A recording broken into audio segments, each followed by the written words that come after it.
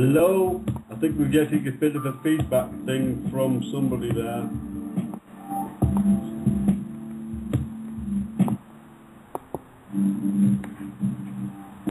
Yeah, we definitely get. Brett, I think it might be you. Can you just mute your mic for a minute while you sort out your.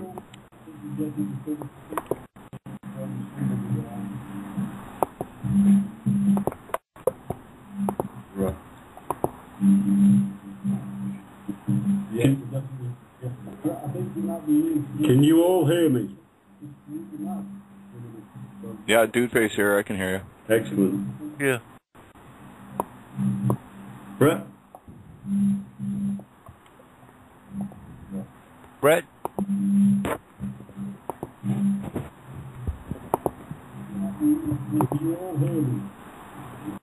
Okay, I was gonna. Yeah, Dude Face here. I can hear you. Hang you up, Brett. Yeah. There. Brett?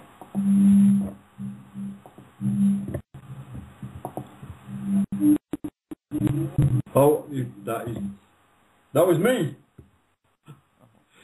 Welcome to the Backbone Radio Lounge. You just lost Brett. Yeah, I'll bring you back. So, how are you all doing? Pretty good. Deep bass? Doing pretty good myself. Excellent.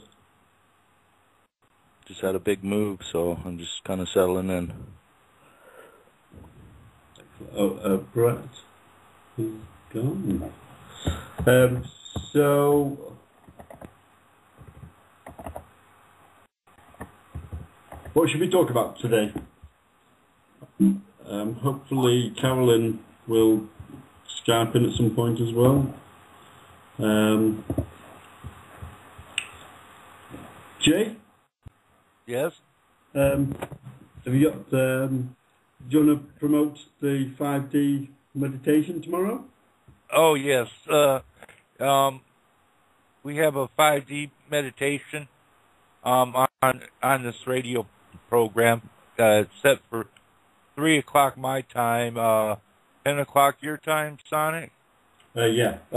Yeah. And that, I don't know what it is in Eastern. I don't have the file with me right here. That should be about. Yeah, about 6 Eastern Standard Time. But I'm running Mountain Time right here in Phoenix. But I can go. Well, the 5D meditation. Will I'm going to talk a little about things that are happening with it and what its basic purpose is. Then we'll go into a meditation where I'll talk you to a deeper than normal level, where you can access a little bit more without having to think of what to do and using your full physical concentration to remember and what you're going to do by reading what we had on the site there. I'm making basically guide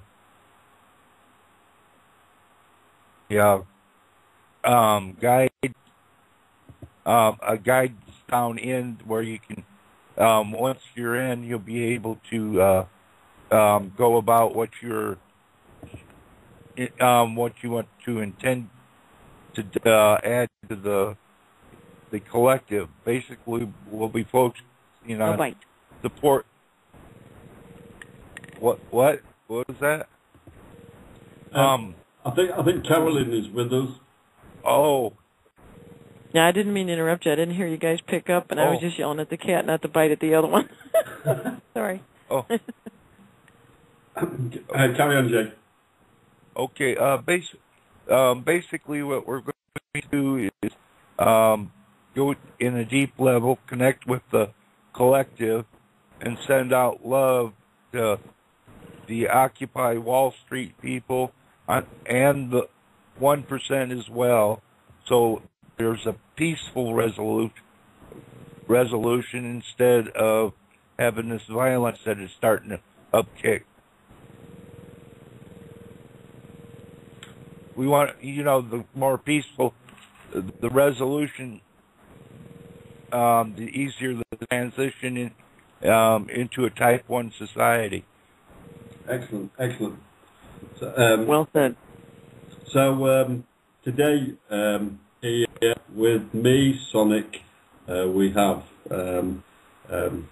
Free Energy J, you just heard, Carolyn Rose Goiter, Dude Face, and Brett, who I think will be back in a sec.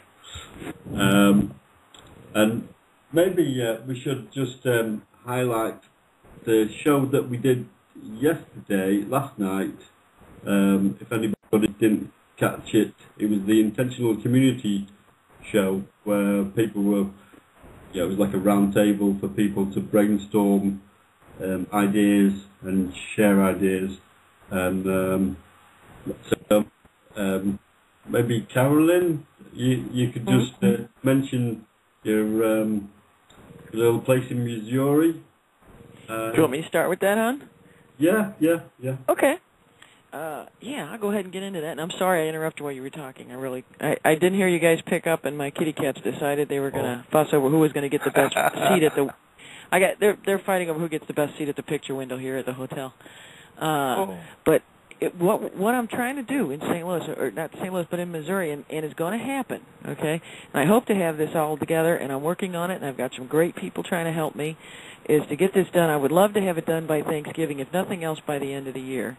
I'm selling my house. A lot of people have heard the story. I've gone through a lot because just like Freeman had investigated all these things, I was doing it on my own in a different way. I got into the pedophile priest thing, which tied in all kinds of fundraisers and, the police cover-up, the media cover-up, and I got into how the water company was sold to Bayer Pharmaceutical and, basically made the wrong enemy. So I'm leaving St. Louis, and that's the only tie-up is that I've got to get out of there. And they've made it difficult, but that's okay. You learn from your things, and I've had plenty of time to learn more and maybe find the right spot, so things happen for a reason. And what I've found, and there's a couple different locations, but right now I think the ideal one is it's roughly 5 acres. It's right smack dab basically in the middle of Missouri, which is in the middle of the United States, and it's a great place already in that it's already got, it's an old farmhouse. It's sitting next to a 1905 old church that has been turned into a theater, which is kind of neat. And there's a barn, there's already a chicken coop, and I mean a real one that you can have a whole bunch of chickens, so everybody can have some fresh stuff. There's several other outbuildings. The land is flat currently, which is great. It's some of it's actually been done in hay. What I hope to do, and I'm trying to get a permit, if I get it, we could actually try to be one of the first in the area that could actually get a real hemp farm going. Got to be careful. I have to use the word hemp. We're in Missouri. And there's a whole bunch of things we want to do using the hemp. And in the meantime, I've got some suppliers I've talked to in Canada and a couple other places, so we can get the hemp so we can make all kinds of things, everything from pet toys to other things. So we'd have this hands-on, way to make good products to show people what hemp can do, so we can kind of get that back into people's mind, because hemp can really make a difference into restoring the economies in a positive way. We don't need to be a petrochemical / pharmaceutical / agricultural, synthetic place, which is what caused all these wars and, the depressions we've had. We can actually, hemp can pull us out, just like they wrote in 1938 in political science and popular science, and we can use this, but also this place is kind of also a tourist thing. It's got a nice 1860s type saloon. It's got one that's a sarsaparilla saloon for those that don't drink. It's got a neat restaurant. It's got a 5-star restaurant, which is surprising, but then also a bed and breakfast, but it's got a lot of potential because it's still small. But it's close to several universities and a cool college town where there's a lot of fun too. But it's far enough away that you don't have to be worried about all these million municipal ordinances. And I've even teased with the mayor because there's no sheriff, and he said he could make me sheriff, which I'd kind of get a kick out of. But what would be so cool is, one, it'd be a place for Emily to, rest up, get fixed up, and have a place. And because what I want to do is, have a sanctuary for people, and there's other land nearby, too, and there's other really reasonable homes nearby, too. And there's some neat places on the main street that can be brought in, too, that we can actually have, like a Type 1 thing, and we can have actually show a lot of handmade things, and Sonic have a nice music place. I'd like to have a nice beer bar, would be nice.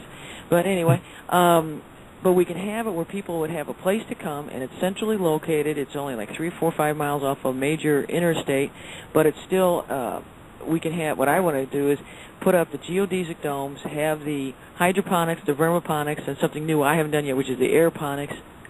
But what we're going to do that, and then also I've already got designs that I've already made that will have a natural pool type thing, which is actually a swimming pool, but you don't need all the chlorine and stuff, so we can show that you can do this because it's been done by other people, and it's also a natural, beautiful quarry pond that people use up there too. But we can do all this, plus at the same time I've got 2 patents that are hopefully working their way eventually. That one is for the solar thing, but I'm not going to wait for the patent. I think it's something we can all do, and it's things we can make and sell at almost cost to people, that everybody could have one of these, and it would run at least your refrigerator, your fan, stuff like that. And I actually was talking to the guys who set up the bicycles down at Occupy New York. I'd like to be able to find a little bit more about what they were doing and how they use their bicycles to generate enough, to recharge their batteries, which is kind of cool. But then I've also got something that it's not really a wind turbine, it's more using vibrations, so there's no damage to birds, you don't have to worry about bats running into it, and if you don't need, hundreds and hundreds of feet or yards to, put up a huge wind turbine, with the vibrational thing, it works 24 hours a day, you need less than 1 mile per hour, so it can work all the time. Let me do the third one, and I'll come back to the second one. The third one is actually, I've talked to some guys in Nova Scotia, which have come up with an incredible solar tower. And I've got them this close to talk them into, they want one in the United States. They're over Canada, and they've got some in Australia. And they're actually been selling these to industrial parks. But I think I've got these guys sold on the idea that, what about we light up a town with one of these? Because the thing with a solar tower, it concentrates the energy so much that you don't have to have, a million solar panels, which are kind of ugly on the scene, if you know what I mean. I mean, we need to have solar panels on top of all these garages and roofs and everything else, but we don't need to waste more land with these, solar panel farms, if you know what I mean. One solar tower can take the place of, acres and acres of solar panels. And these guys have actually got one that they've already scaled down big enough to power an entire industrial park. Well, if that's the case, my gosh, certainly it could power an entire sanctuary and probably the whole town where this thing is located. Now, the vibrational thing, I'll put some stuff up on Friends of Freeman, everybody. Go over there. And ultimately, I'll put some stuff up on Facebook, too, without giving away the entire patent at the moment. But what it basically amounts to is, the idea of a wind turbine, obviously, the wind is spinning the turbine, and then that, you have, the basics of, like a turbine. If anybody knows what, a turbine and whether you're talking about a dam where the water's rolling it and doing it, or, a stream, they used to do in the old mill days. Basically, you don't need to have this huge, spinning, looks like a propeller, like in a wind turbine. What you can do, and it depends on the material you use, and that's a little bit of the patent thing, that you actually stream across. It would be like, picture a spider web, but not in that design, but the kind of idea. You know how have you ever seen a spider web vibrate in a windy day? Hello? Hello? Hello? Yes. I'm here. I didn't know if you guys disappeared on me. Okay, picture, you guys have all seen a spider web constantly quiver in the wind, right? Yes. Right. Okay, now picture that, okay, you transfer that energy, and instead of having a turbine doing it, you're using that energy. So that way it takes very little energy. The clue is using the right material and the right design of the spider web. And it's not hard. I mean, anybody could make these. That's why I'm just trying to get if we can get this through the patent thing so that we can get it out there, so basically it doesn't get lost, if you know what I mean. I want this out there so anybody can do it, and it's and have it actually, because other people have done similar things. And I mean, basically you could put these anywhere. I mean, it doesn't. It's not a threat. Like I said, it doesn't. Like a lot of wind turbine, like especially they want to do those farms.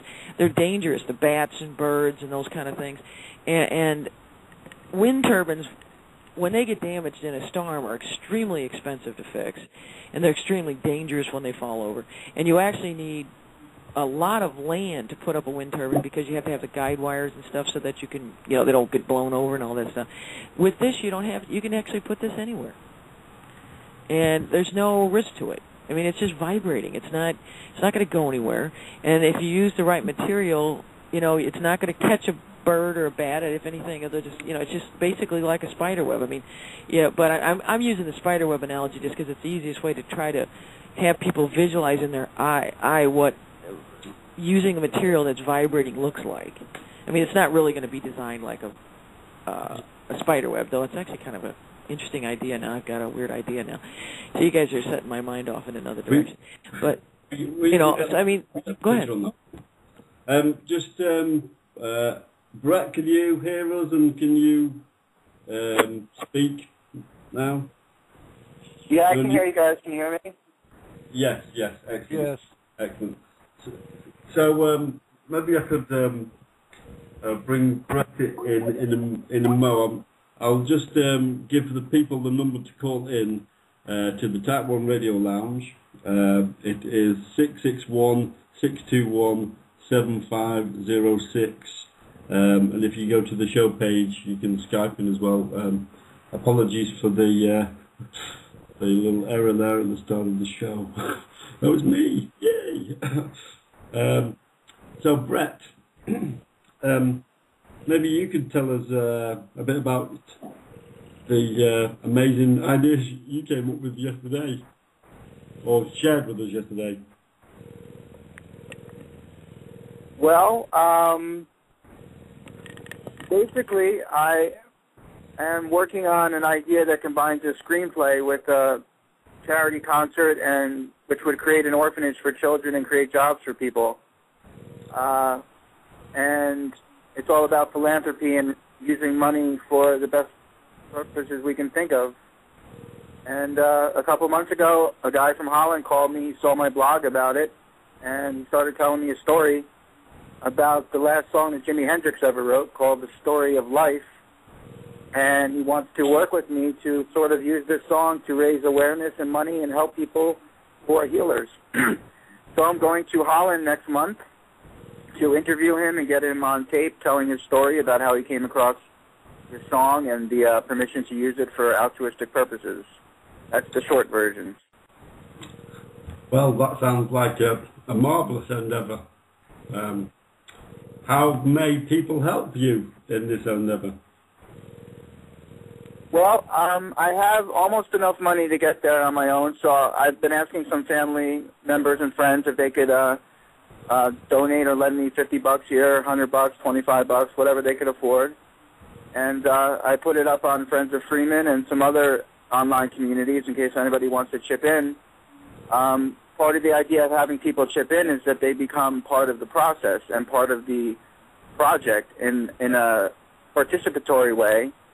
And $1 here and there from a lot of different people, or $5 or something like that, could really help me. And really, it's about helping other people. So they should go to Friends of Freeman and check out my blog. And if they have an extra $5 this month, or they're really fortunate with money, then I'm more than happy to accept their gratuity and their grace. Excellent. And that web address again is friendshipagenda.com, where all the magic happens. Basically, everybody's on the same page, everybody gets each other. Go there and read Brett's amazing blogs.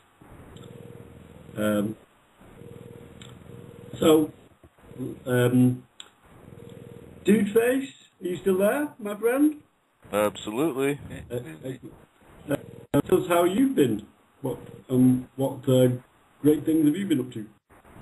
Well, actually, I moved in the last week, so I'm just settling into the new pad, which is about half the size of the other pad I had, but that's all right. I just need somewhere to sleep and eat and shower.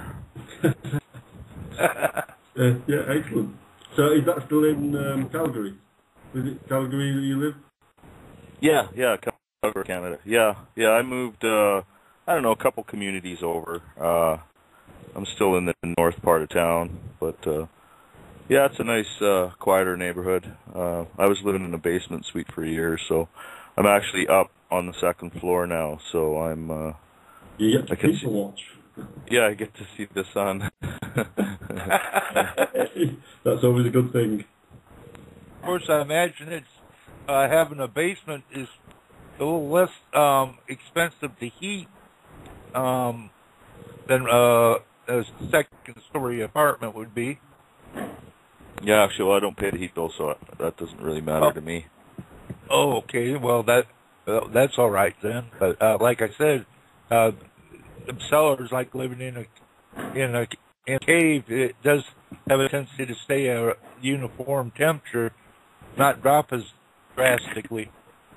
Yeah, I could actually see myself living in a cave, actually, if it was done right. I'd seen a video years ago about a guy that the front end of his house was the entrance to the cave, and then his back door was an opal mine. And he'd go mine opals every day and then just come back into his house. But yeah, it was pretty nice. Well, over in Europe, they used to use salt mines that take infirm patients and stuff into them. Yeah. And they said a more healthy environment by trying to recuperate. Yes, I can vouch for that. I've been to one of the largest salt mines in Poland, just outside of Krakow, a couple of years ago. Absolutely amazing. There's like a cathedral basically in there that they've carved out with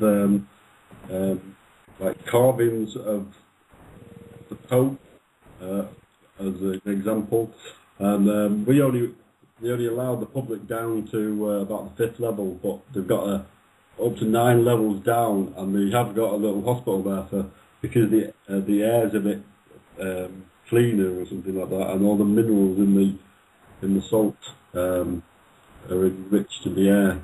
It was quite an amazing experience, and amazing how so much space can be created underneath the earth.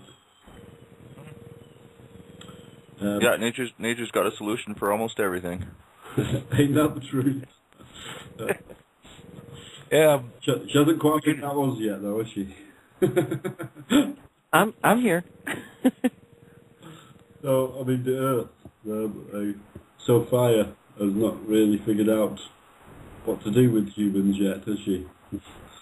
No, I don't think so. But I think maybe as it's come up to 35, we'll maybe just have a little quick smoke break, and we'll play a nice bit of America, Horse with No Name. So. Oh, that's a good one. Hey, Sonic, you guys pop up your chats during the break? Pop up your chats. Okay. All right. I like that one. Absolutely. Yeah. Excellent. Oldie but a goodie. Yeah. And you got to play one of yours. I love your stuff from SoundCloud too. We got to do that because you're getting ready. When's your CD coming out? Well, I've just sent it off to the label yesterday, so probably looking at maybe January release. Something like that. we can't get it in time to give away for Christmas. I know it depends on how fast the label are quick to get on the mark. I mean, all they have to do is master it and then send it to the distributor, and then they put it on iTunes and Beatport and Juno Download and various other. Then they go into ringtones. Cool. In some hey, this sounds good. You know, you got to hit that big Christmas because you got to hit, Christmas and Hanukkah and Ramadan, and there's a couple of Wiccan friends who are celebrating some stuff, and we got to do the New Year, so we got to have the right tunes for New Year's Eve, don't we? Yeah, yeah. He would have done really nice job. All right. Me. Yeah. So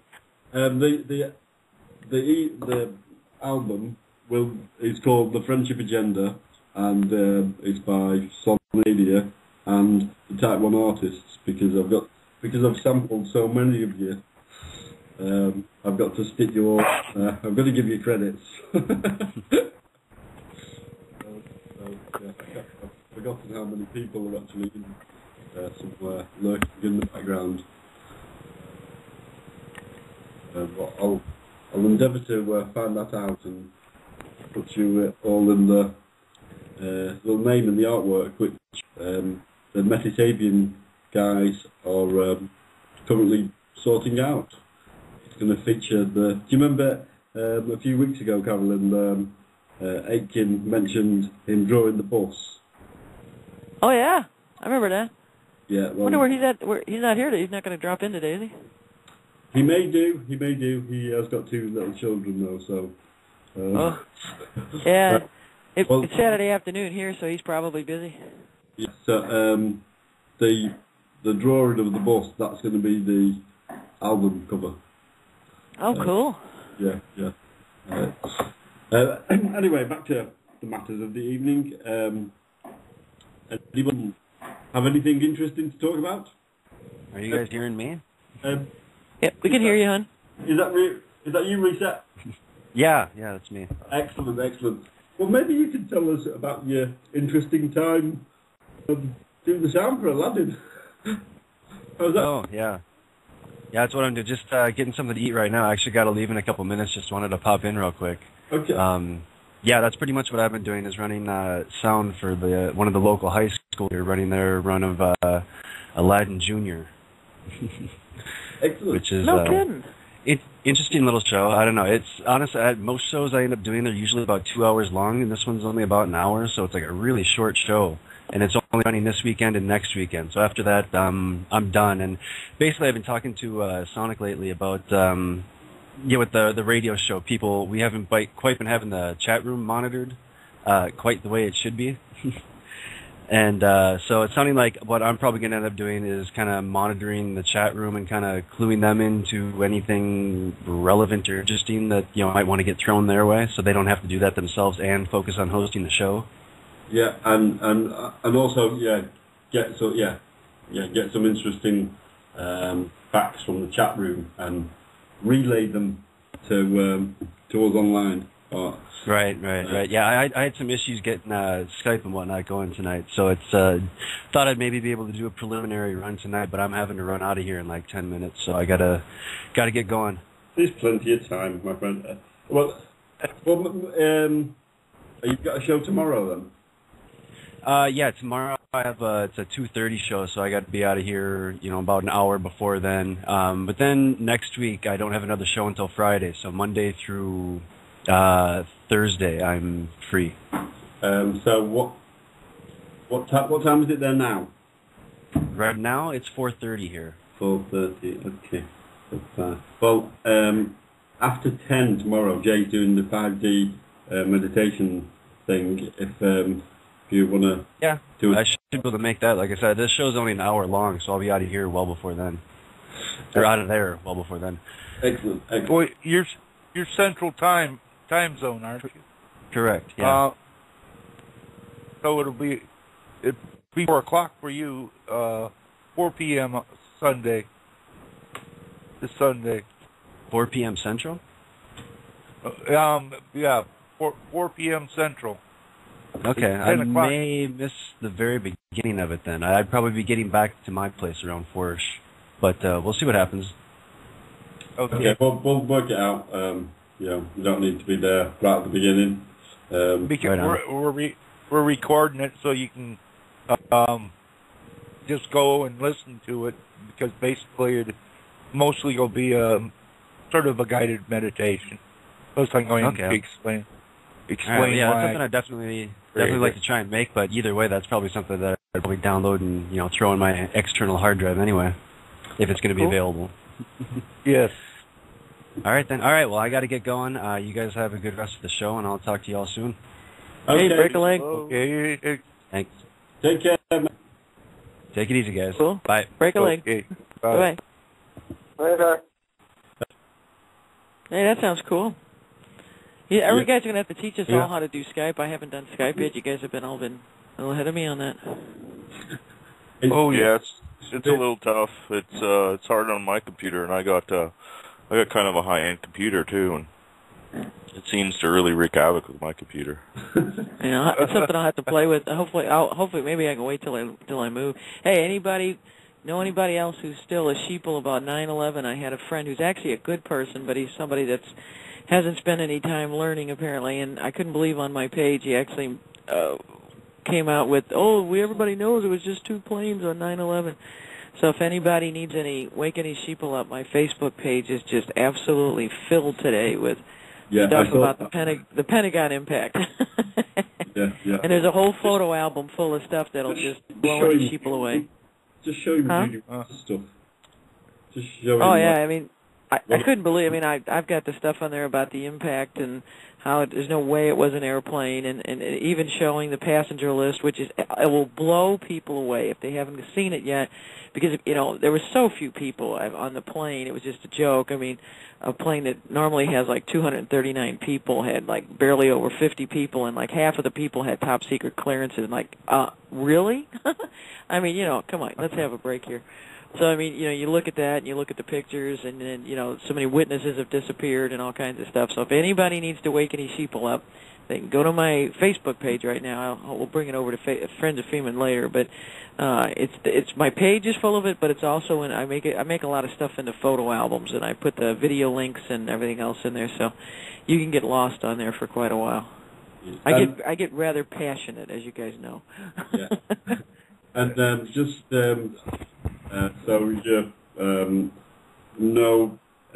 Judy has said that she will come on the show again in the next few weeks. It was a bit crazy last week with her being here. She's an amazing woman, and I think she felt the love emanating from us all. I think she got really choked actually, which was nice, and I think everybody else was to have such a superstar in the flesh there. So that was all good. And the show has gone down quite well. There's been quite a few people listening to it since. So thanks for downloading that and listening to it online. So to take a bit of a tangent with Jay's 5D meditation, maybe we could discuss. Have you all seen Greg's video on Friends of Freeman about Still Human, about the basically flash mobbing meditations, just going meditating in different spots all at the same time around the world? Yes, I have. Yeah, me too. We need to spread that around to more people, huh? Have you heard about that, Brett? No.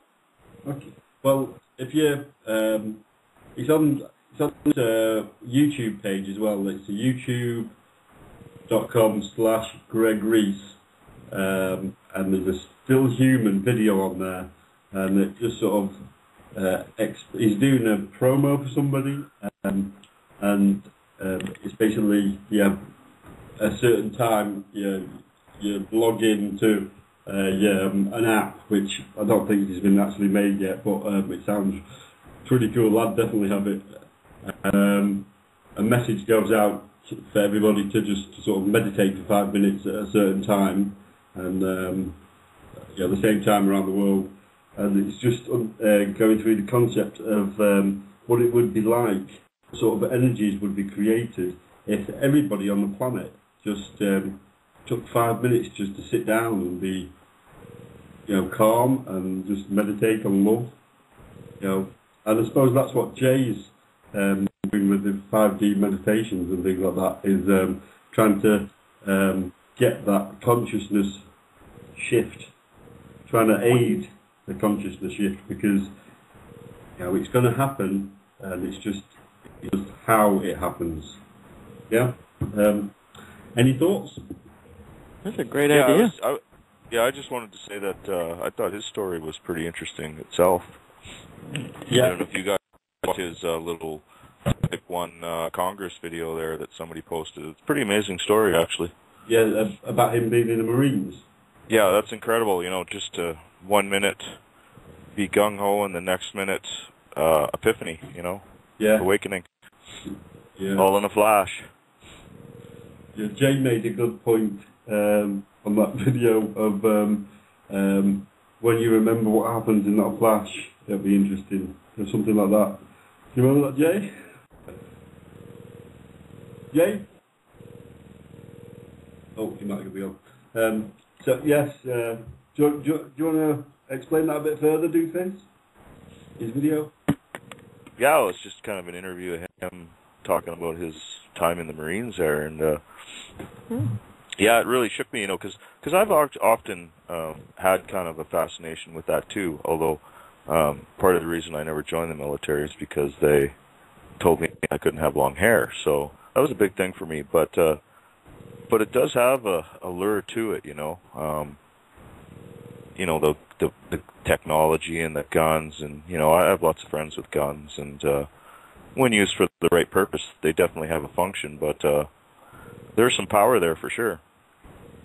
And I don't know, just when I watched that video, I didn't really ever know who that guy was. I just kind of watched the video, and then you hear her story, and it's just really interesting. All the stories that are coming out on that website are amazing. Yeah, it's a convergence, isn't it? Because I just watched one of his videos about the origins of Satanism, and I'd watched that years ago, and then just found out today basically that it was Greg's video. Oh, really? Yeah.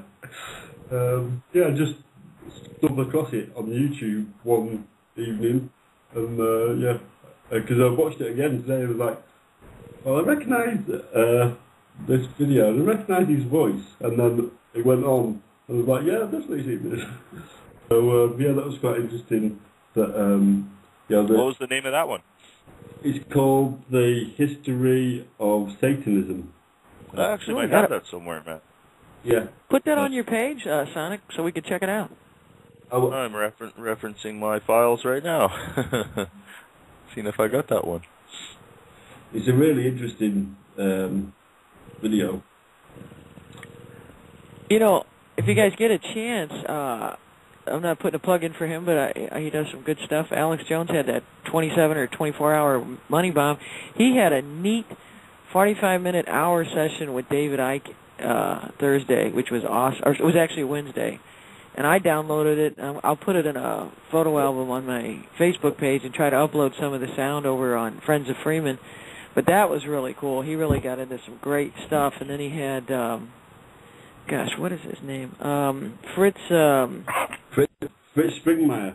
Yeah, that's it. Yeah, he had him on for about an hour. That was late at night. That was right before I had all that craziness at the hotel that I don't know how many of you guys were on my page when that was going on the other night. And we had crazy person outside my window at the hotel, and police and everybody was here.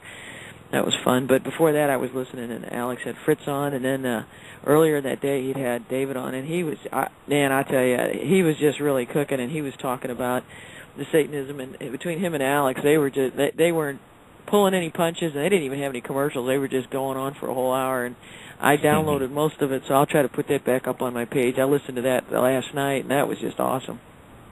Excellent. Where David Icke lives, which isn't too far away from here. I got to meet him someday. I tell you, I just think what he does. I mean, I sit there and fall asleep sometimes just listening to his tapes and stuff, and I don't know. I just I don't know. I think he really hits on a lot of things, just like Freeman does, as far as like waking people up.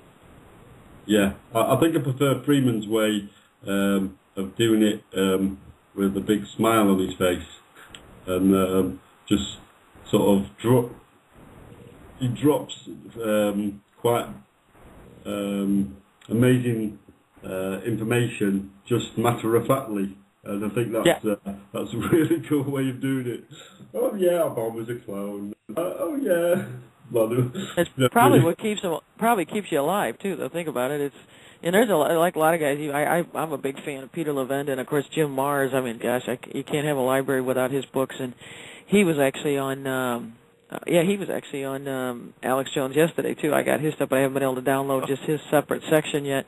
He was really cooking on things, and I got to admit they weren't holding any punches, and it's interesting because Jim Mars laughed because he has more the Texan look, and he looks like the old-fashioned journalist with the old felt hat, and he's got the handlebar mustache and the full beard, and he was talking about David Icke, and he was laughing because somebody had asked him about it, and he says, no, he says, it's bizarre, and same thing with Freeman. He says, well, we all came to the same conclusions, but we took different routes, and he says it surprises people because, the farther you go, the more weird down the rabbit hole you go, and then when you're getting into this, and somebody asked Jim Mars about it, and he says, really, you agree with everything David says? And he goes, well, let me put it this way. He goes, I'm a little bit older, and I had to do a little PR and advertising work to supplement my journalism at the time, and so he goes, I really don't go out there and say that the Queen is a 200-year-old reptilian that eats babies.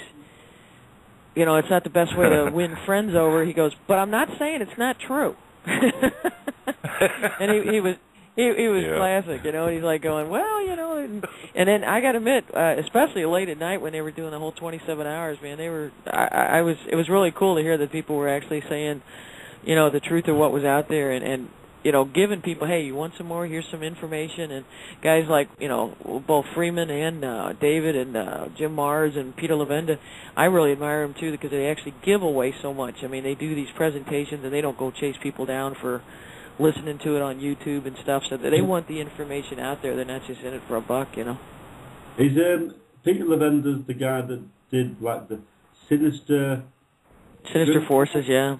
Yeah, he did a great piece over at the Secret Space Program where he really got into the Nazification and how that got tied into NASA and the Project Paperclip, and then he got into really Jack Parsons and the whole bit, and I think he had people sitting there stunned in Amsterdam. He just blew them away because he was showing all the facts and pictures, and I mean it was like the place was just dead silent, going, holy moly! And it's funny when you wake. It's funny when you wake people up, huh? So nearly went to the Amsterdam conference. I think I had something wrong with my car. There was a lot of good people because I'm trying to think. I know Peter was there, and Hoagland was there. I think Alan Watts was there as well, and I know Richard Hoagland was there, and some other people were there too. Stolen. It was really a good presentation. Well, I think it is on YouTube, actually. I think I've watched it on YouTube now. So maybe, Carolyn, you could tell us a bit more about... you sort of started talking about Fukushima yesterday, and we sort of believed that conversation because it was sort of nearing the end of the show. So maybe for the next sort of 10 minutes or so, you could expand on what you were saying. I missed the first part of what you were saying. What topic? I talk about. I never shut up. So which topic? on Fukushima, you were talking. The Fukushima. Okay, I'm sorry. Actually, because I'm glad you mentioned that because I'd actually gotten an update because I had actually was talking to Dr. Daniel Fink, who's doing so much with Occupy. I was talking to him for about 2 or 3 hours last night because I had chatted back and forth with Michio Kaku, who's very upset about what's going on. And, I think we just kind of started it. It's kind of on the tail end of the podcast from yesterday, but it's probably, it was after we were off the air.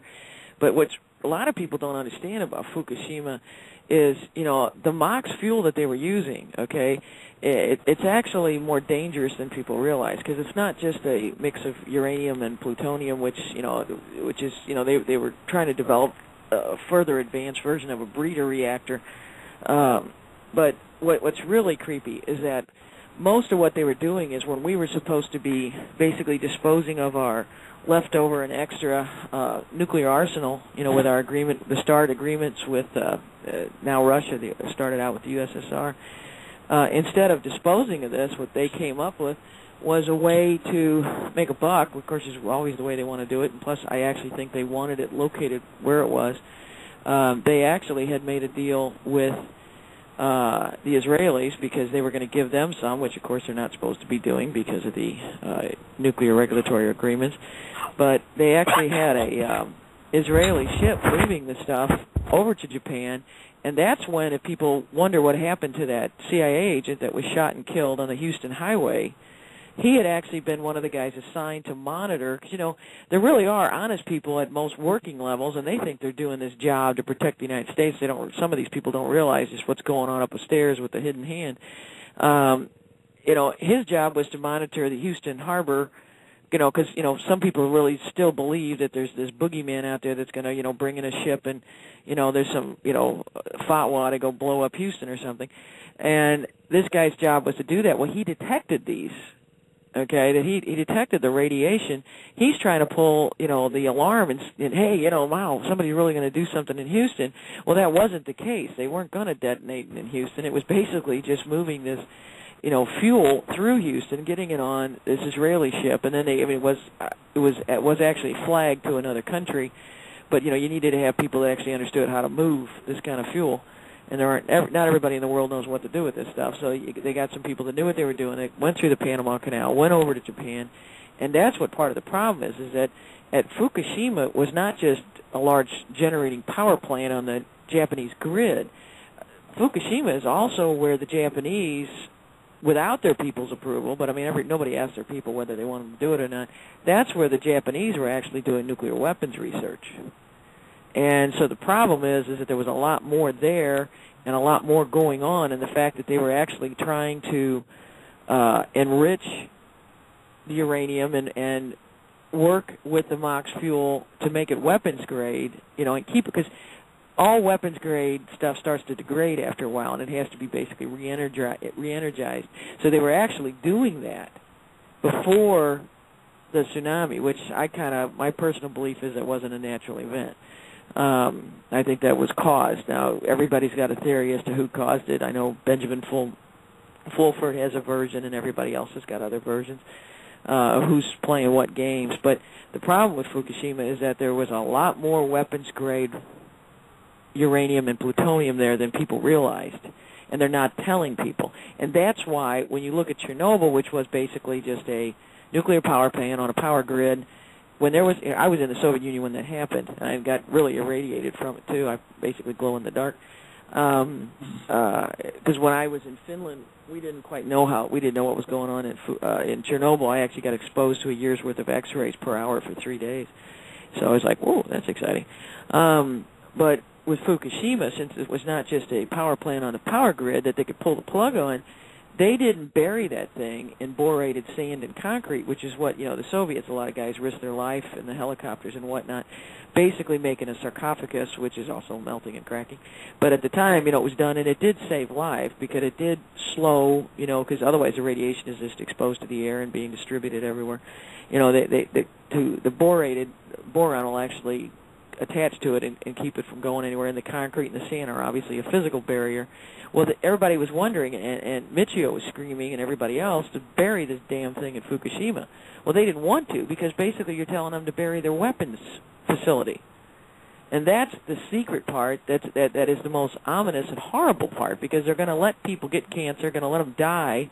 Kids are going to be born malformed or, miscarried, because these guys don't want to give up their weapons. And, the Japanese people a long time ago, after Hiroshima and Nagasaki, did not want any nuclear things. It took a long time for them even to agree to let the U.S. naval nuclear weapons dock there, just like New Zealand has held off all these years from allowing them to being there. But that's one of the secrets of Fukushima, why they're allowing it to stay open-air, and they don't want to bury it, because they want to be able to extract and move to another location all the weapons-grade stuff. Because there isn't that much of that stuff. Surely they can't go in. Surely surely they can't go anywhere near it though to get anything out. Oh, well, people are dying doing it. I mean, that's been happening ever since. I mean, people died within days of the tsunami because of radiation poisoning. That's come out, but they just, it's like the kamikazes. They just tell them, oh, you died with honor, and they give their family a bunch of money, just like they gave people after 9/11 that were lost people in the towers. They made a whole bunch of people millionaires so they'd shut up and not investigate it. I mean, that's never been done before either. How many times did anybody ever give a victim's family money? They didn't give anybody in Oklahoma or Waco or after 7/7, but they did after 9/11 just to keep the investigation from happening. Well, in Japan, they're basically paying people off. TEPCO and the Japanese government are just paying people to, go in and basically risk their lives. But see, they did that in, the Ukraine. They had to do the same thing. I mean, guys knew they were going to die during the Chernobyl cleanup.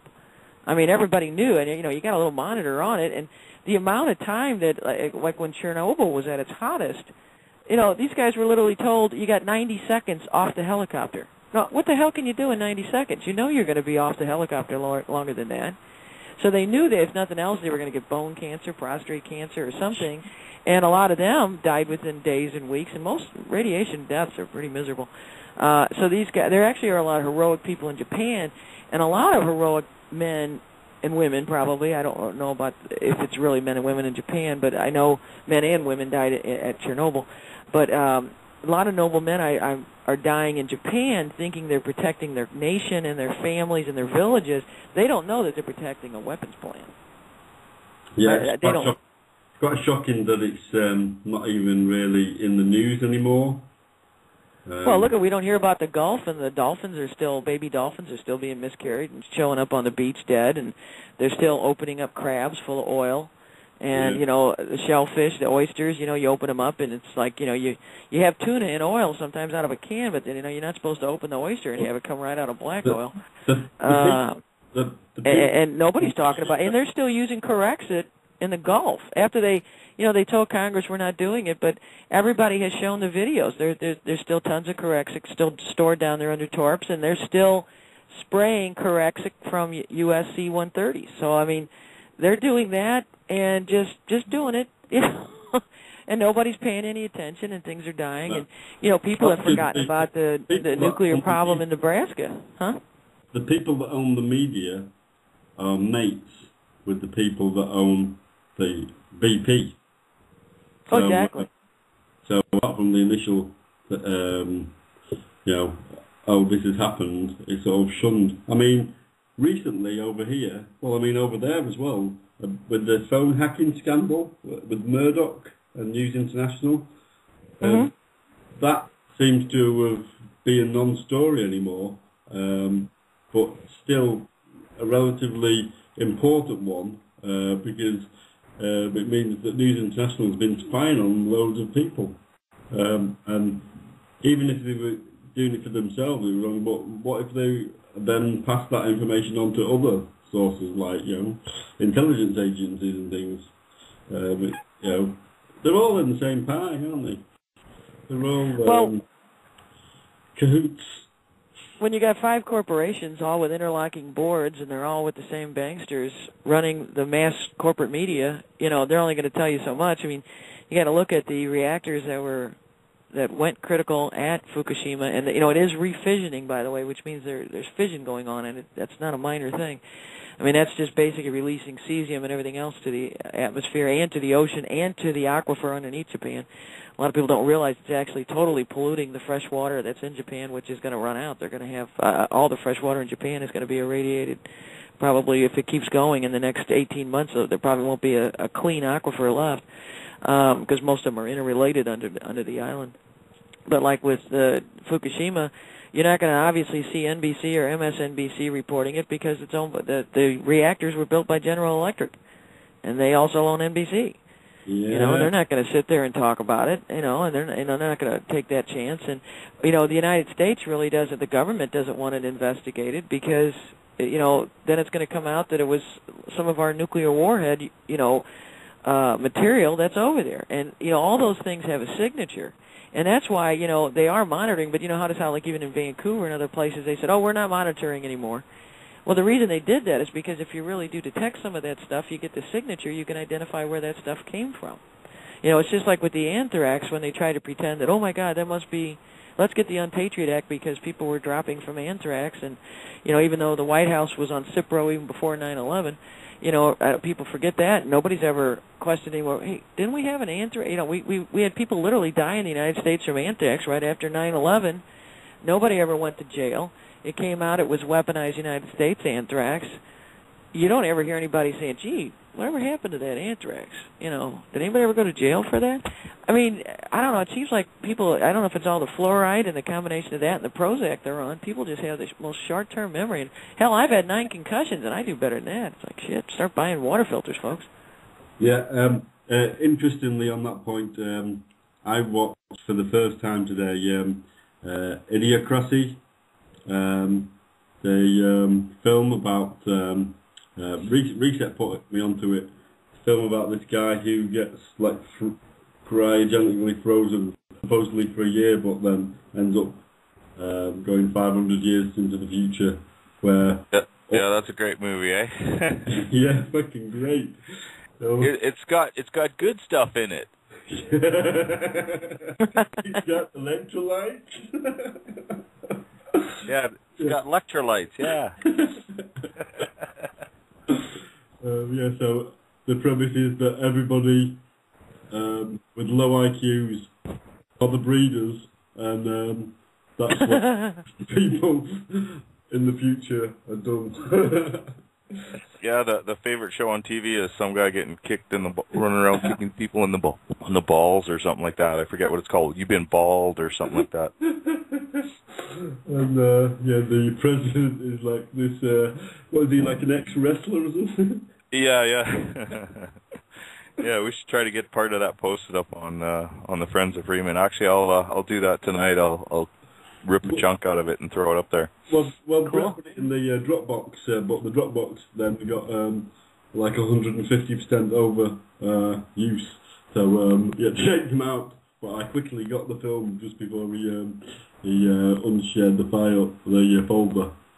So yeah, cheers for that, Brett. It made me chuckle. As we're sort of just over the hour, I'm gonna play a little tune. I played this last night, which is a new tune off this latest Friendship Agenda album, with the vocal talents of Freighter X and Aiden from Metasabian. Yeah, I sampled them basically, but it sounds pretty good. This is Beyond All Possibilities, which is what the Type 1 Roadshow Friendship Agenda is all about. All right, well, I'm going to listen to that, and I'm going to bail, guys, because I got stuff I got to unpack and stuff, but I thought I'd hang out for a bit. Okay. Okay, take care, Dave. Peace. Hey, nice talking to you again. Peace. Bye. Yep, peace and love. Well, It's a Jedi reading something online here, man. It's really fascinating.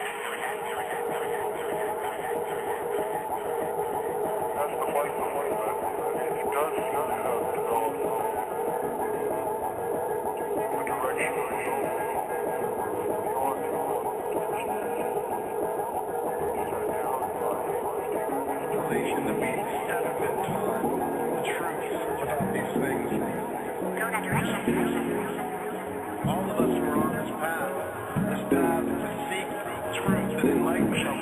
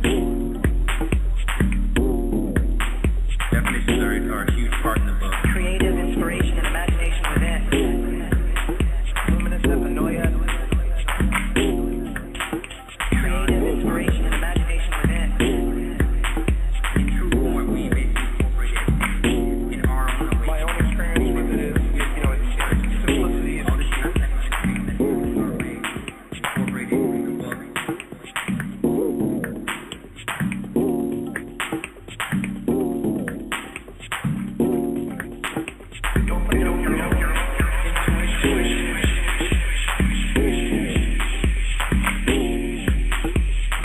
inspiration and imagination within.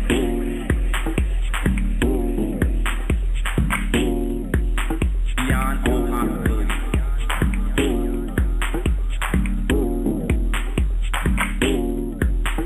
Creative inspiration and imagination within.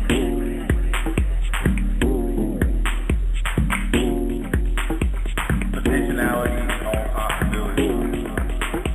We are finding out the truth, and there is a path, or many paths, that lead to truth, that will free us. Sabian is really an ancient word. Potentiality and all possibilities. Realization that we haven't been taught the truth about these things. All of us who are on this path to seek truth and enlightenment. So that is just a little snippet of a tune from the Friendship Agenda album, which will be out pretty soon on all good digital download sites. So Brett, Jay, Carolyn, you're all back here with me. Oh, yeah? Brett, are you there, mate? I'm here, mate. Boss. Yeah, I'm here. So,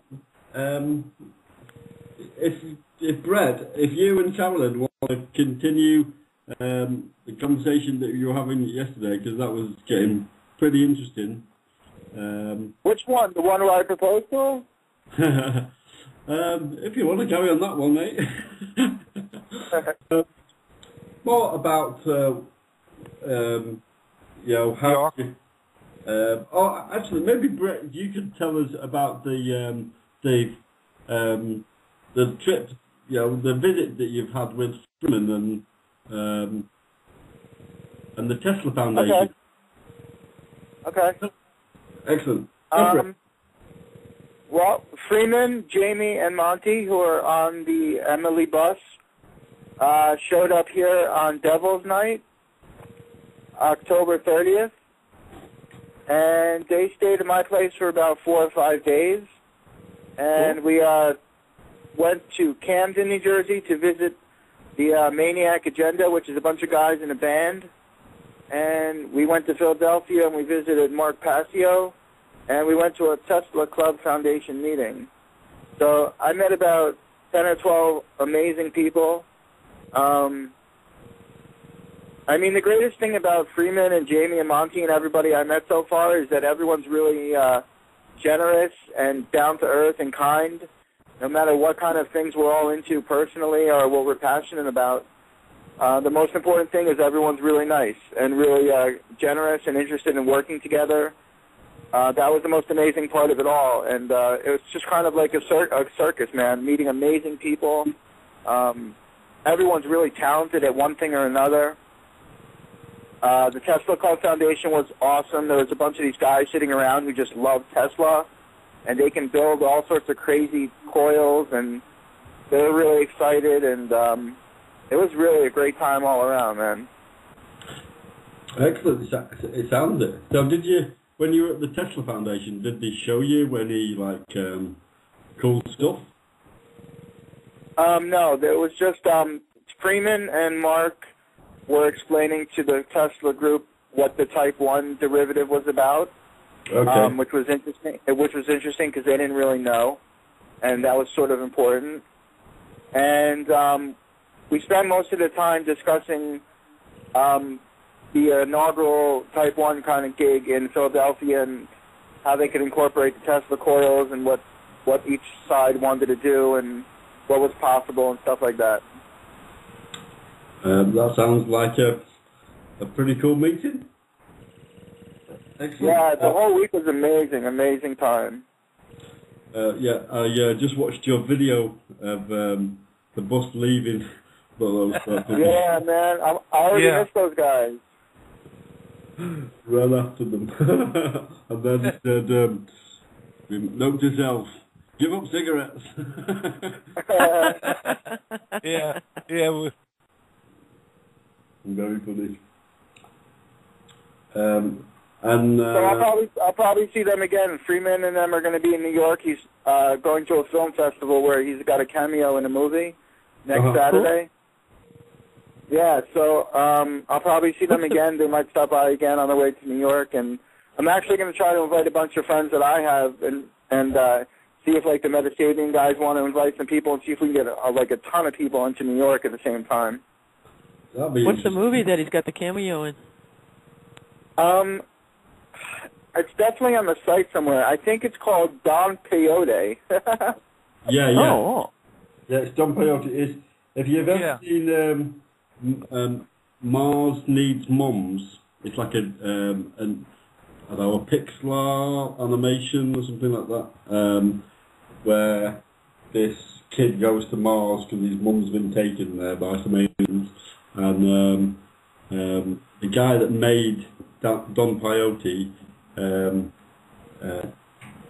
Dan Fogel, I think he's Fogler. I think it's Fogler. Fogler. Fogler, yeah. He is this guy that has basically been left on Mars. He plays that character. Yeah. So, and he's had some sort of awakening, and 3 million in his film. Yeah, excellent. 3 million on the big screen. Should be good. Yeah. So when's that, Brett? That's next Saturday, so I was thinking maybe we get the whole crew to go down and terrorize Occupy Wall Street. Yeah. Hey, I could hook you up with some people down there. That'd be awesome. And take some video while you're down there. Yeah, take your camera, mate. Definitely. Yeah, Well, Dr. Fink is down there all the time. That'd be great to have you meet up with him.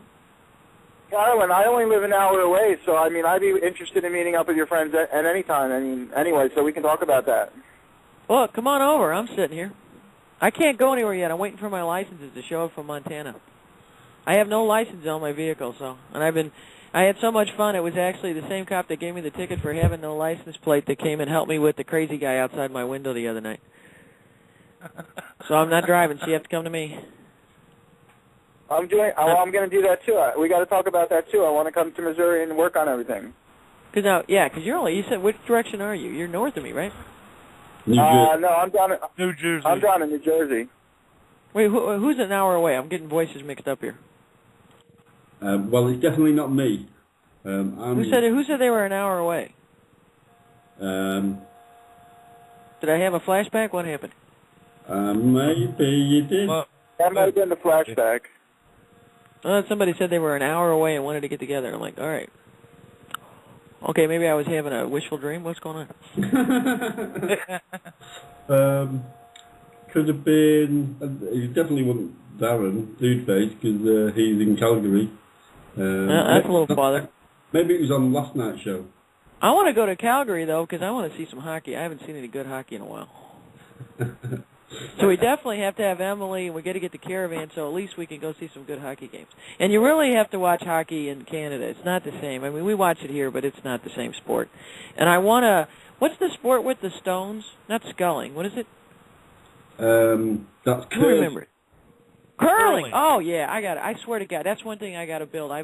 You guys know what horseshoes are? Everybody know what get horseshoe pits and play horseshoes? Yeah. That's definitely going to be at the sanctuary, but we also have to have curling. I don't know how we do it, but we got to have curling. Anybody that gets stoned, shoving stones around, I think that's that's a brilliant sport. And also petanque, like the little bowls, the little silver. What bowls. Is that one? It's like bocce? Bowls, but more. It's French, so you have one little jack, and it's a gravel pit. So you'll have to find me a YouTube video of that, Sonic. I will. It won't be too hard. We've got a couple of petanque places on the beach here. Cool. Yeah. The most recent addition to the Brighton skyline is that we've just last week and the week before got a big wheel, like a big Ferris wheel right Oh. next to the pier. Because we've got two piers in Brighton. One of them works, and the other one got burnt down in the 70s, and it was derelict for years. It just looked like something out of Scooby-Doo. Oh, Scooby-Doo. Yeah. I love Scooby-Doo. And then about 5-6 years ago, it burnt down again, mysteriously. Oh, wow. But in front of where that is on the front, they want to put this monstrosity, like big needle thing with a like, viewing tower that's going to be like bigger. I don't know if any of you have been to London and been on the London Eye, the massive big wheel in London. Yeah, I've seen that. That doesn't really fit with the architecture, you know. But it's a neat idea, but I guess you can see a lot of stuff, right?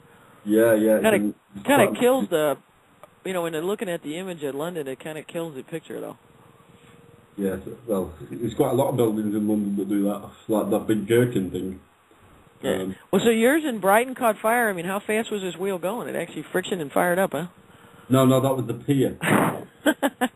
I know, I'm just teasing you. It got so fast it caught on fire, huh? Mm-hmm. Got to slow that Ferris wheel down. Well, the health. Now, when are you going to schedule the Congress in Brighton? Now, you got to pick the best weather so we can see the best of the ocean at the same time. Well, that's just in the summer. Okay, so you got to schedule this ahead so we can all know where we're going to be. Well, we can bring Emily over on a boat. We're thinking of coming over. We're thinking of coming over to you lot.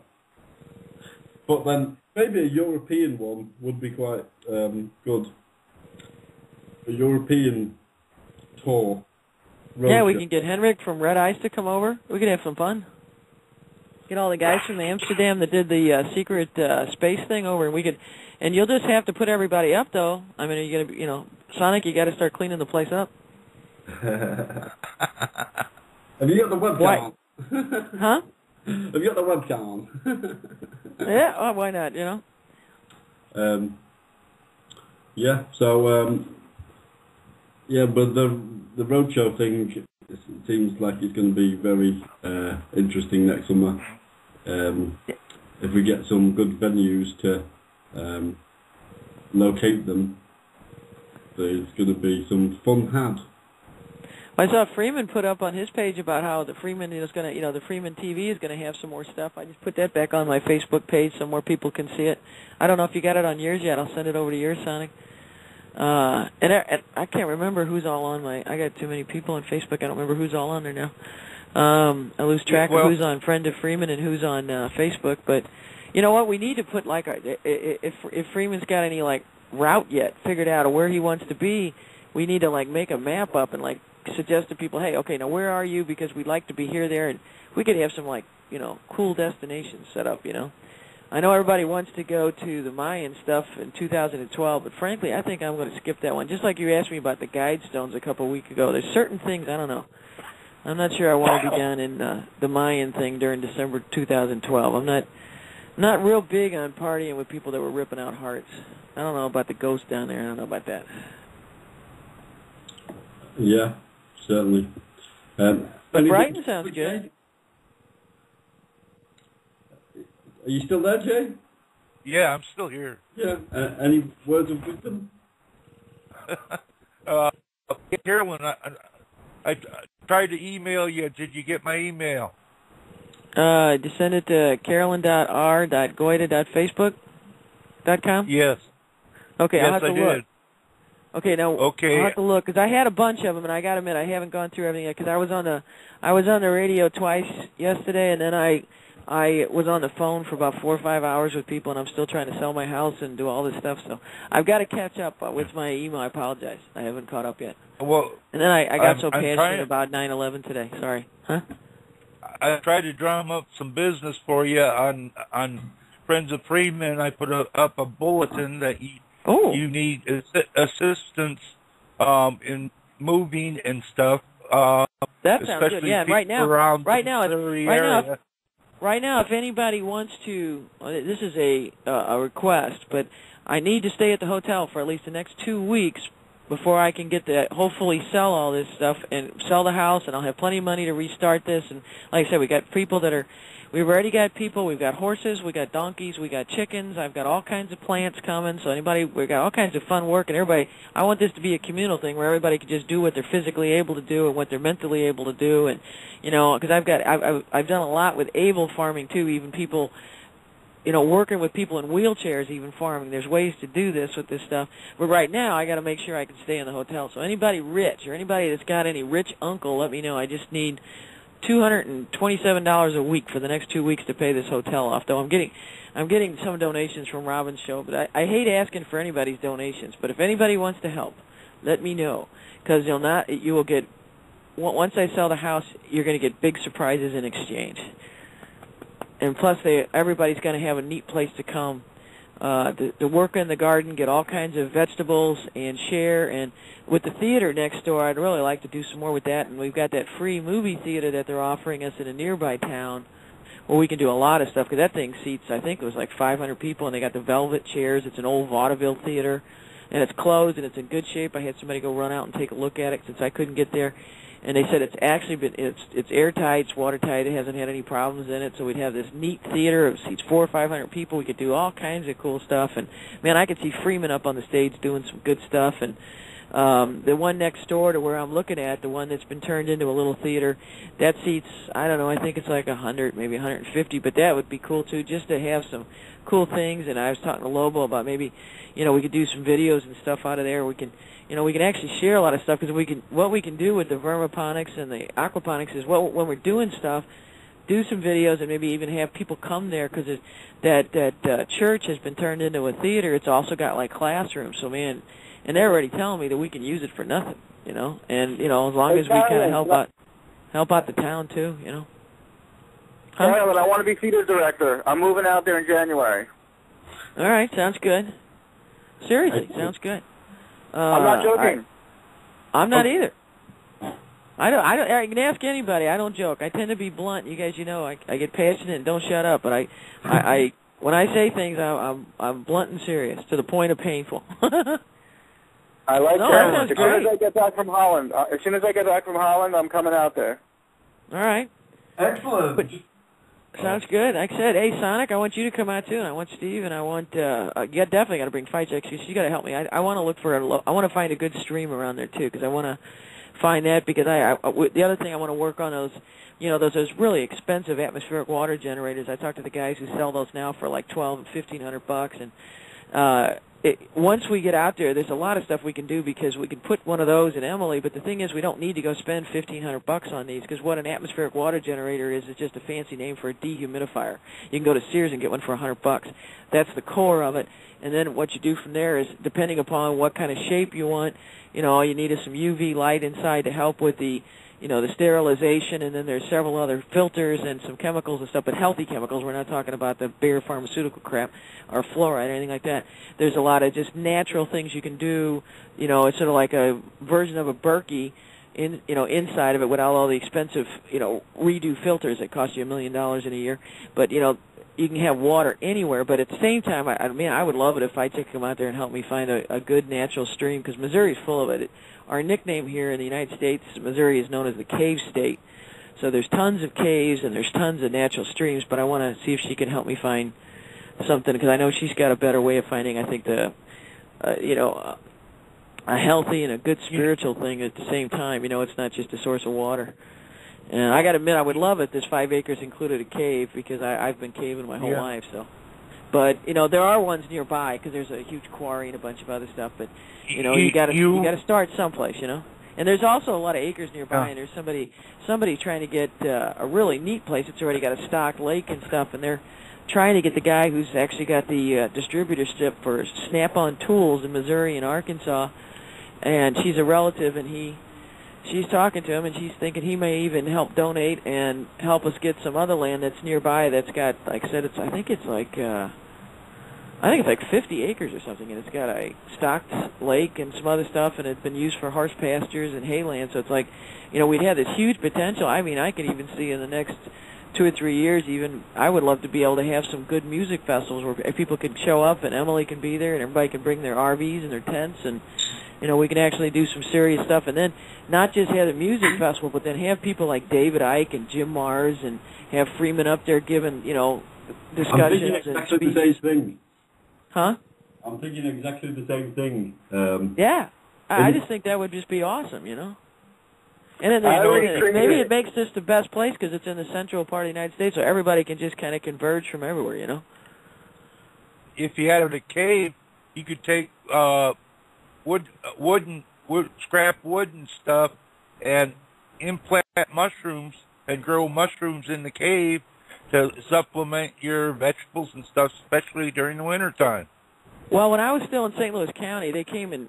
They jerks came in when they stole everything from my greenhouse. They also stole my wood, but I actually had 12 different types of mushrooms growing because I'd done this for like 10 years. I actually got to know which type of wood to give a certain flavor. So I had 12 different types of edible mushrooms, and depending upon where you wanted to put the spores, whether you want to put it on oak or mahogany or ash trees or spruce or pine, or you can get different flavors. Your mushrooms kind of pick up a little bit out of it. So I'd actually played with that for, unfortunately they stole all that stuff, but basically, bastards probably just used it for firewood too. That's an easy thing to do, and we don't even have to go underground for that. You can do. I had it actually outside, so you can. And doing that with the geodesic domes, we can do that, and that's why with the geodesic domes, what I want to do is use this photovoltaic film. It's not It's not something solid or hard. Use a film that actually pulls out. That actually is like a photovoltaic, and you just hook that up to batteries, and you can pull that to fit any shape. So it's like if you put this on the domes themselves are generating power, so that the domes and the aquaponic areas are going to have all the power they need. They don't even have to be on the grid, so we don't even need the solar tower yet. And at the same time, you can have the mushrooms over here, and you can have like. The worm farm, because there's actually a big market for that too, as far as fishermen in Missouri. And the castings from the worms are very, very good in anybody's garden. So see, there's a lot of ways to do positive things that'll help fund the sanctuary as well, where, we don't want to turn into one of these corporate greedy mucks, but, so that everybody, we want to make sure that it's a healthy, bountiful thing, too, so that everybody, there's good, solid food. And, like I said, the goats that the one gal's going to bring her goats up, she's got Carpe Diem Goats Farm, make goat cheese, goat yogurt. There's goat milk is actually good for people. And there's actually a lot of Amish around, so there's a lot of neat things that we can learn from them, too, because I kind of wanted to get to know them a little better, the Mennonites, to see some of the old techniques that have been lost. You know what I mean? Mm-hmm. I've had raw goat's everything milk they do before. is healthy. Huh? I've had raw goat's milk before. It's delicious. Yeah, and her goats are actually, she knows how to do all this stuff. I know a little bit about it. She's been doing it for like 2 decades or something. So I mean, believe it or not, I didn't even goats got this big. She's got goats that are like 150, 160 pounds. And I'm like, wow, I remember little bitty goats, when you were a kid going to the goat farm feeding them some things. But these are like big old goats. And these guys, it's just like a miniature version of a cow. You just go out there and there's milk, and you got to get to know them and work with them and stuff. But I mean, I think that would be neat too, to have an area where people could come there and actually get to know them. And I actually talked to the people too here in Missouri that are doing alpaca and llamas. So if we can work with them as well. Sometimes they're becoming more and more expensive because they're not allowing you to import any more llamas, and it's not because of any danger to llamas. It's because they want to keep the numbers small, to keep the hair expensive. But every once in a while, like even zoos and stuff have them, and if you just have a couple of them and you breed them, if you get really good material, and if we can get some people that really want to get into spinning yarn and stuff like that, there's just so many neat things that we can do that are natural. And then you can tie that with the hemp fibers, and hemp blue jeans is what blue jeans were made of. There's just so many things we can do in a positive way.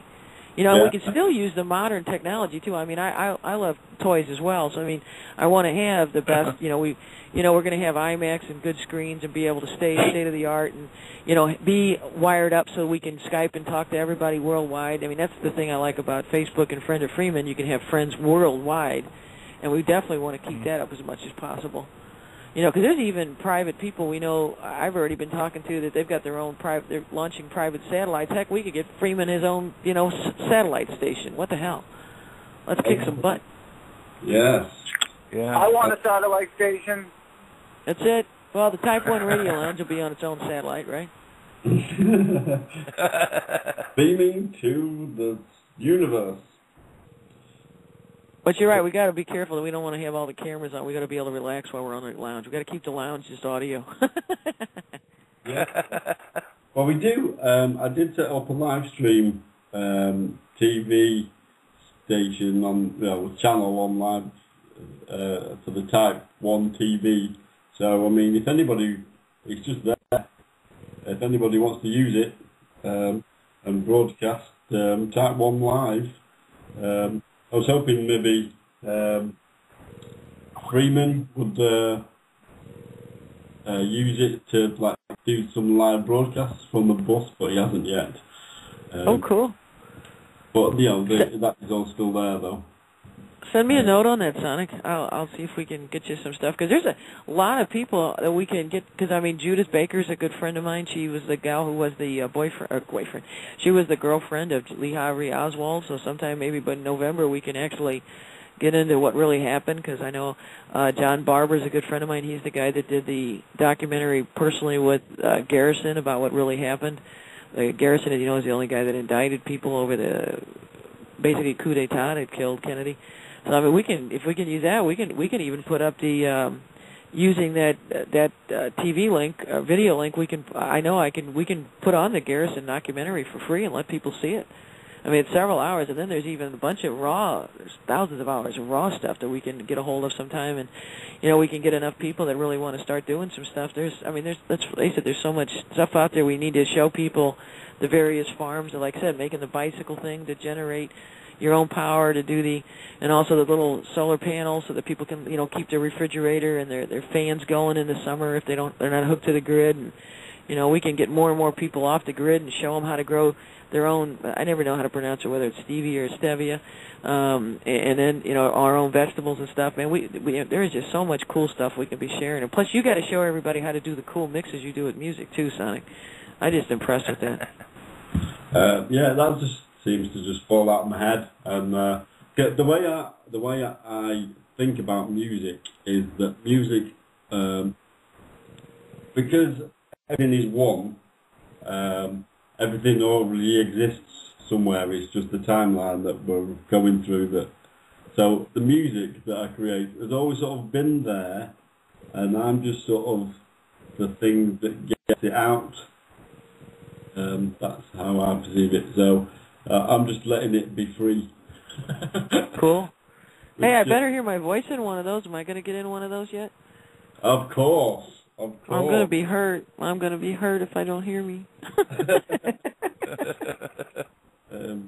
Yes, definitely you'll be sampled. Yes, I'll come up with something great for that. You know what you should do? You should tell everybody's friends of Freeman and all the Facebook friends that there could be a raffle that gets their voices in your next songs, because you're going to be famous. So Yeah. And they could make little samples, and you tell them what you want them to say. That hey, be a friend of Freeman, or hey, I want to ride on Emily, or hey, I can't wait to see the Wheel in Brighton, I did that with the Friendship Agenda Choir, and slowly cool. We're getting voices in. I think we've got maybe 10, 15, 10 maybe. So the choir is evolving. A few of those are in the album. So so cool. The next project I think is going to be with Freighter. Cool. You going to do like a Freemason thing, or what's going on? No. It's completely. I don't know, maybe if it's to, but it's going to be just his narration of things, and sampling some of his shows and things in a bit of a theme. So, but I need to speak to him at length about exactly what he's doing with that. He might actually be trying to Skype me now, but my Skype thing won't let me see any conversations. So, but if you're listening, send me a message on friendsoffreedom.com, and if you want to join in the conversation there, any of you, the number is 661-621-7506. And if you go to the show page, which Ray of Sunshine has just posted in the friendsoffreeman.com chat, that'll go to the show page where you can Skype. Just simple as that. Just press a little button and it works. For some people, that is. Some people. I always have a problem with it. Yeah. He sort of has to go through a couple of pages, little that you have to click and then you're in. We seem to have lost Brett, which is a bit of a shame because he's a great guy to talk to with so much energy and enthusiasm and really amazing ideas. I think his idea about the everybody helping to make everybody's dreams a reality was rather excellent. If you didn't catch the show last night, check it out. It's international. Get that wrong. I've had a little drink tonight. The intentional community. It's just there on the Friends of Freeman chat. The little embedded player there. If people want to listen back at some point. The idea of just everybody just maybe even just donating $1, €1, £1 to a fund where you make somebody's dream happen. They make your dream happen. And it's sort of I suppose it's quite similar to Brandon's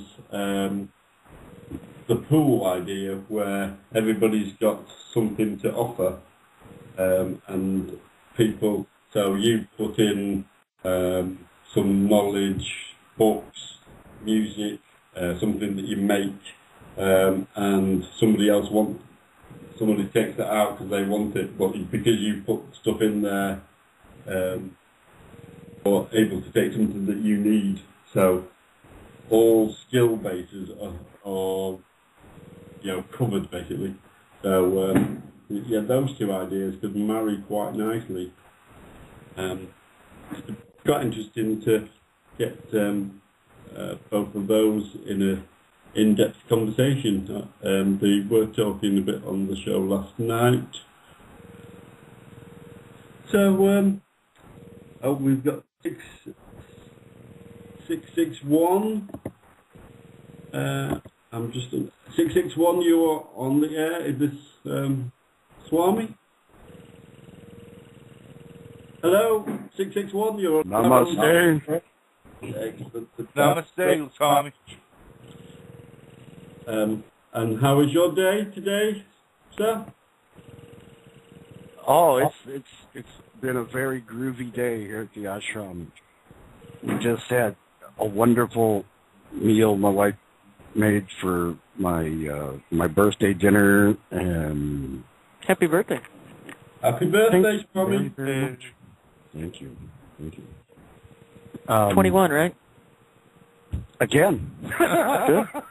Cool. Totally. We don't age. That's the big secret nobody wants you to know. Body I'm not age, telling but anybody. you're not limited to that. Definitely.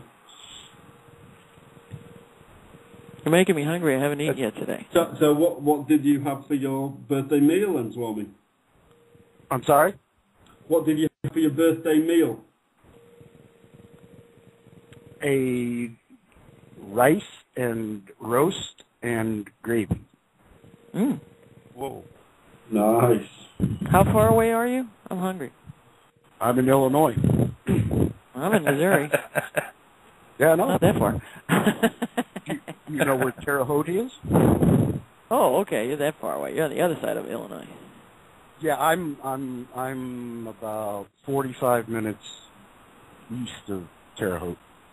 Oh, okay. West of over Terre by Haute. My apologies. over by Champlain, Illinois. Yes, about an hour south of Champaign. Ah. Okay. Here on the Embra River. Cool. So, How's the weather there? I mean, things are beautiful here today. Our leaves are almost all falling off, though. It's been neat. I can't believe this. I've got a woodpecker out here, and a blue jay, and a cardinal just flew by. And last night, the possum, and I'm sitting here in the middle of a semi-urban area full of concrete and rocks, but these animals keep coming. So why don't you guys come out? That's nature. So they got here an in oasis Phoenix, going on here. Huh? Here in Phoenix, we got a little bit of rain last night. It was pretty nice. We don't get rain that much. It was great. I enjoy the rain. You know, most people get upset when it rains in other parts of the country, but everyone sort of rejoices when it rains here.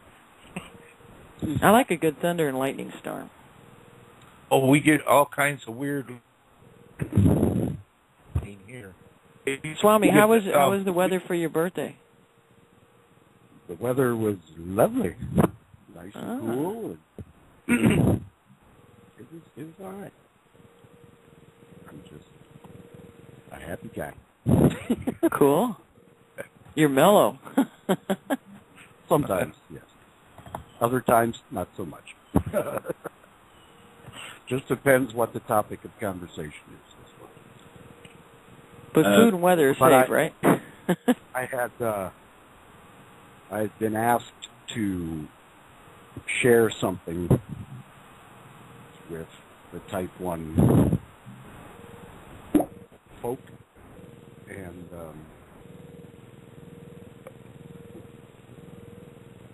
this is something that was written quite a few years ago, but at the time that I wrote it,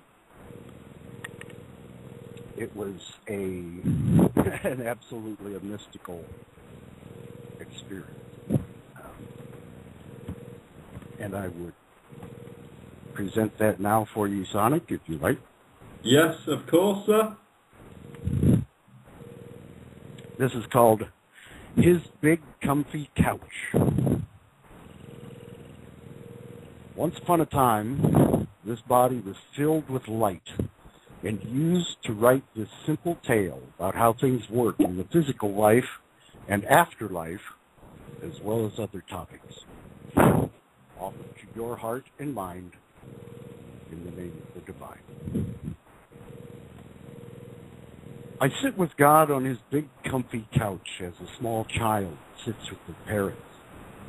Often, a shiny thing or a dark place will draw my attention away from his big comfy couch, and without any real thought, I scramble down from it and run off to look closer at this shiny thing or to explore this dark place.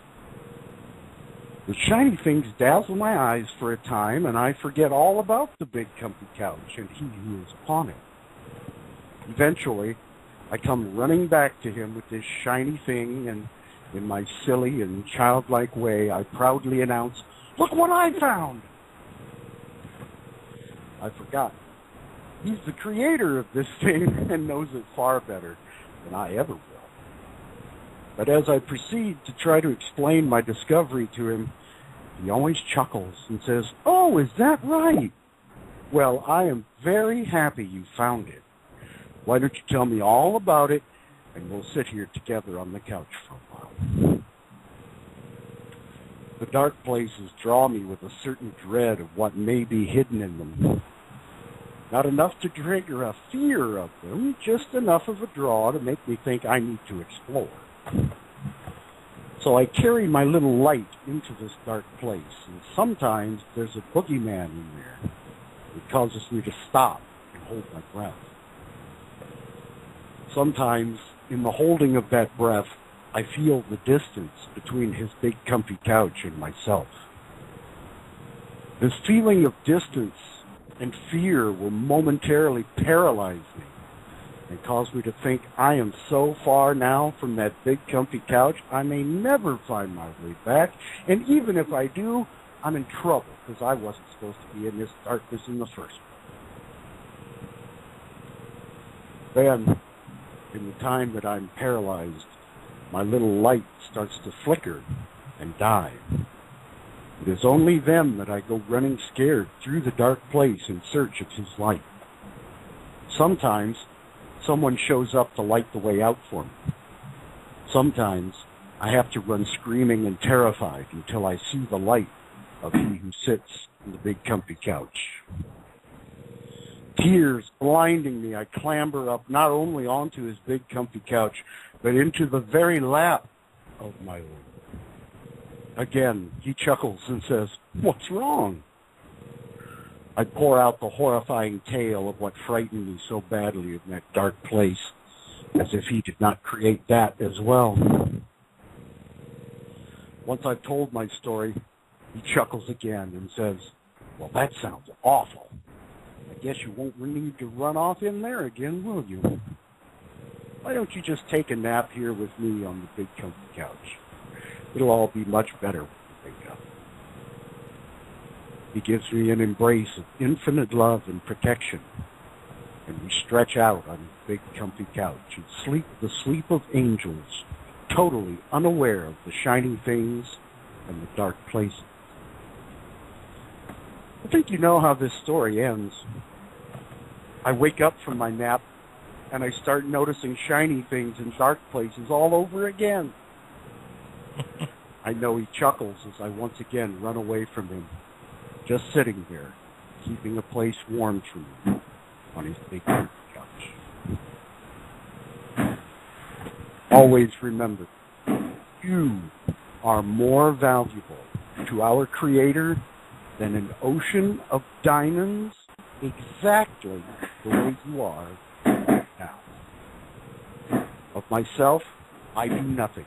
All is our Creator working through us. The biggest question facing humanity is not when are we going to learn, but when are we going to act according to what we already know. Wise words. I got lost with the ocean of diamonds. Where's that at? I don't know. I haven't. Couldn't resist that, Swami. Most expensive thing you could think of in that moment. Well, I was just watching a show before about a boat that just does that. Actually, it sifts the ocean floor for diamonds. How synchronistic! Like that. Yeah, great story there. I quite like a big comfy couch. That's home. Yes. I think that's heaven. Every individual. It's home. It's not far away. It's within you. The folks who haven't found it yet haven't looked in the right place. Everybody's busy looking outside themselves for something that's going to make them happy. And the only thing that truly satisfies is already within you. It's always been there. You've just been misdirected and fooled to look outside. It's been every religion, every major religion on this planet is based on individuals who had mystic experiences that changed the way they perceive everything. And they talk about it in different ways that are appropriate to the time and the place where they're embodied. It doesn't mean that there's only one person who can do this. Everybody can do it.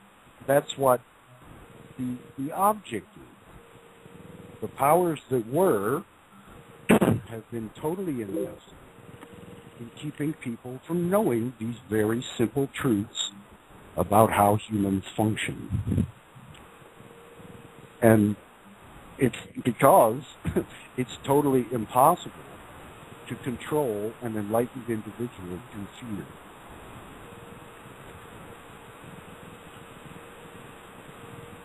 Excellent. Well, so I get the very Caroline is silent. I just do the great service of helping people to find this within themselves. It's been done always. It's not always been readily available, but when you find that which uplifts you, and which you feel at a very deep level, that is what you should go toward. Whatever that is, you know. Makes sense. You're not doing anything wrong. The divine exists within you as you. It's what you think of as you that is incorrect. You assume a limitation to be the truth when it is not. And once it's seen for what it is,